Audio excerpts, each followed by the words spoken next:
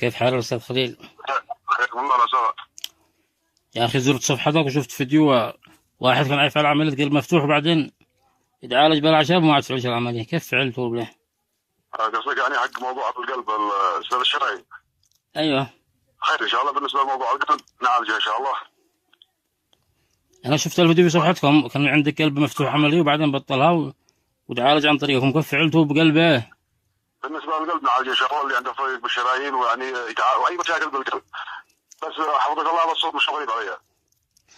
عرفت كيف؟ يا حيا ابو غالي، حيا الله وسهلا عرفات. كيف أنت يا دكتور خليل؟ حياكم الله. الحمد لله. كيف حالك؟ الحمد لله. أنا الشيء أفهم ما هو مفهوم العلاج بالأعشاب. العلاج بالاعشاب يا سيد الناس، احنا بنتابع وبندعيكم وندعي الاطباء وندعي وزاره الصحه على اساس انه معنا علاج كما الله سبحانه وتعالى، لا مصادفه ولا مغامره ولا يعني علاج حقيقي. بنعمل الامراض القلب اللي عندها مثلا الشرايين، اللي عندها الصمامات، اللي عندها ضعف في العضله يا او سلام. تضخم، يعني بفضل الله سبحانه وتعالى عالجناهم بنجاح. وايضا حتى ما نمنعش الادويه اللي التقليديه ولا بنمنعها من الطبيب، من مراجعه الطبيب. ولكن الان بنطالب من وزاره الصحه تشكيل لجنه طبيه علميه على اساس يعني دراسه وتوثيق العلاج. احنا نفس العلاج انه مثلا يخدم ابناء اليمن. طيب يعني ما هو الفرق بين الطب الحديث والعلاج بالأعشاب؟ شوف الان بيقول لك طب تكميلي، يعني كل واحد بيكمل الاخر. احنا الان نتكامل طالما مثلا يعني ما حد يستغني عن الطب الحديث، ها قصدك؟ لا ما نستغني عن الطب الحديث نهائيا، لا نستغني عن الطب الحديث ولا عن الاطباء ولا عن التشخيص، ولكن انه احنا نوجد نوع من انواع العلاج. احنا يعني الحمد لله انا اليوم استبشرت خير طالما اتصلت بي. يعني بدات تستجيبوا هذا الكلام. احنا الحمد لله. انا اتصلت بك معي لك اسئله على هذا الموضوع، يعني الشيء افهم، لانه زادوا هذا الدكاتره حق الاعشاب ما ادري واحد من الصادق من الكاذب، بس بين اشوفكم انتم يعني لكم خبره طويل في هذا المجال، فقلنا نستفسر منكم. نعم كلامك سليم. بالنسبه للنقطه اللي قلت انه كثير اصحاب الاعشاب، نعم يعني هو الان المالك معه كتاب ولا دراسه اشبه ولا شيء، يعني قام يقول لك انا معالج بالاعشاب، لانه ما فيش قانون نظم طب الاعشاب اولا عندنا في اليمن، نعم. ونطالب بقانون. طيب المجبر وما فيه ان احنا يعني نريد نوجد حل واعتقاد لعلاج امراض القلب. اذا ثبت انه احنا مثلا بندي اوام او بنكذب او كذا، انتم عيون الناس، انتم عيون الشعب، تتحمل المسؤوليه كامله. انا اتحمل مسؤوليه كامله امام الله سبحانه وتعالى وامامكم، وهذا مكالمتي عندك مسجله عندك. انا بين اسجل وبعدين انشر. نعم انشر. انت قد ما شاء الله قد نشرت على العالم كله. ما يعرفش عرفات. طيب ايش اسالك، العلاج بالأعشاب هو امن للجميع؟ نعم امن للجميع، وقلت لك ايضا حتى ما ياثرش على جسم الانسان يعني.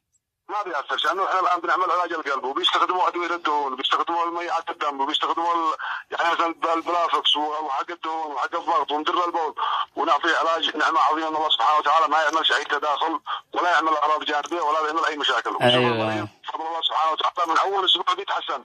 حلو. احنا قال لنا هذا الشيء، احنا نشيل العلاج، انتم موجودين، طالبوا وزاره الصحه تشكيل لجنه طبيه علميه من دكاتره ومن اخصائيين، وعادي العلاج بحسب جامعه صنعاء. طيب يا دكتور خليل، انتم يعني قد وجدتم دراسات علميه تثبت فعاله الاعشاب هذا؟ شوف بالنسبه للدراسات العلميه الاعشاب تعتبر احنا بنشتغل بطريقه علميه، لانه العلاج مشروع عشوائي، يعني هو علم يعني وصيدله قديمه ويعني متعارف عليها. نعم. احنا الان نشتغل عن طريق الطب الحديث والدكاتره على اساس انه مش مصنع ولا هو كيميائي، يعتمدوا العلاج. انت يعتمدوا يعني من الدوله نفسها؟ نعم يعتمدوا العلاج، انهم يوثقوا العلاج، يدون لجنه مثلا اخصائي. طيب خليني اسالك على الاعشاب هذا، هل يعني ما هي اشهر الاعشاب المستخدمه للامراض؟ ما هي ايش؟ اشهر الاعشاب المستخدمه.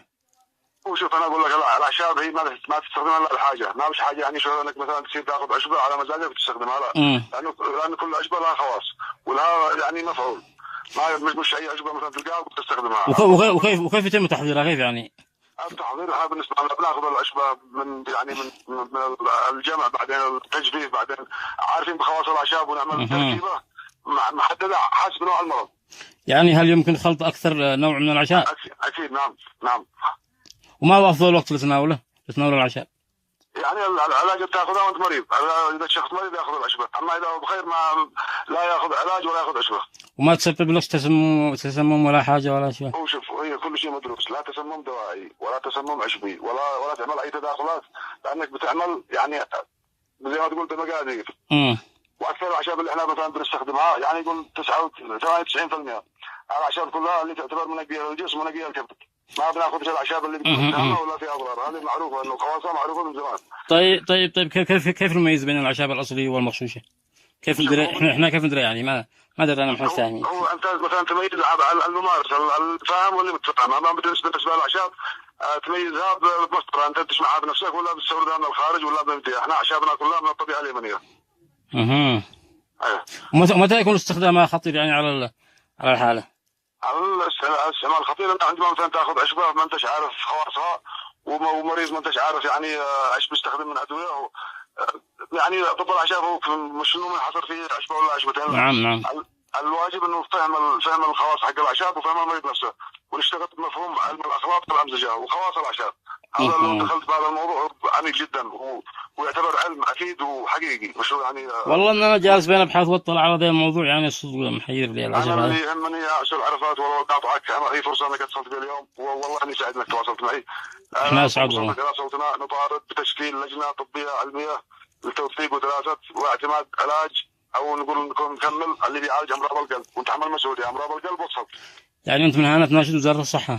نعم اناشد وانتم معنا، يلا وان ثبت. حاضر. انا كنت ناوي افعل لك الله كلمتين كذا يضحك ونزبج، لكن طلع كلامك جدي والله ننشر لك ونطالب. وانا اتحمل المسؤوليه، انا اتحمل المسؤوليه وانتم تكونوا شهود ووثقوا هذا الكلام واحضروا معنا. اذا ثبت ان احنا بنعالج صح والناس بيستنفعوا، قولوا الناس بيستنفعوا ونكمل هذا المشروع. وان الناس بتضرروا وعد احتبس انت. هذا امانه في ذمتك. نعم هذا انتم انشروا وتكلموا بالحق بالواضح، وانا مئات الحالات على شباب من امراض القلب والصدر وغير هذا. يا سلام. طيب ما هي الجرعه المناسبه لاستخدام الاعشاب؟ ما هي؟ هذا يعني شرحت لك بالنسبه للاعشاب، ما شو انه مثلا اقدر احدد لك الجرعه احنا نحددها حسب احتياج المريض. حسب احتياج المريض، ما تجي عندك المريض تسمع منه كامل لانه يعتبر طب شمولي. احنا ما بنجيبش علاج للناس كلهم نوع واحد، يعني احنا بنتكلم انت الان امراض القلب تمام قد يكون ان احنا نعمل لهم مثلا شبه تركيبه واحده، لكن غيرها كل مريض يحتاج الى تفهم من حالته وتركب له علاج حسب الحاله. سابر يا دكتور خليل، لها فرصه سعيده. بكم عرفنا شوي عن العشب مع عشاب والله. حفظك الله تعالى. انا وعينات استفدت من كلامك انك بتقول لي اصحاب الاعشاب، نعم هم تقريبا قد كثروا زادوا امان، قد ما اكثرنا الامراض زادوا. نعم الله صدقت. وبيت الضمانه ولا احنا نعرفكم يعني من زمان قبل انتم في تي مشهورين بعلاج الاعشاب هذا، فقلنا نستفسر منك. انا تبي اول طلع لي فيديو من صفحتك قلت ادخل ابصر كيف. والله اني سعيد واني مرتاح انك اتصلت ان شاء الله، يعني هذا ان شاء الله بادره طيبه، وباذن الله تعالى ندخل في الطريق الصح ان شاء الله. ان شاء الله موفق يا اخي. والجهات المختصه وانتم تعتبروا الرقابه وانتم اللي تنقلوا الحقيقه، يعني هل صح او كذب، ولا ترحموا حد بعدين. انتم ثبت وقفتوا معنا، ما ثبت وقفتوا ضدنا. كده احنا بعدك حنراقب، حنبصر، حنشوف، حنطلع. خلاص هذه امانه بذمتكم نقولها للناس. اي خدمه لك يا دكتور.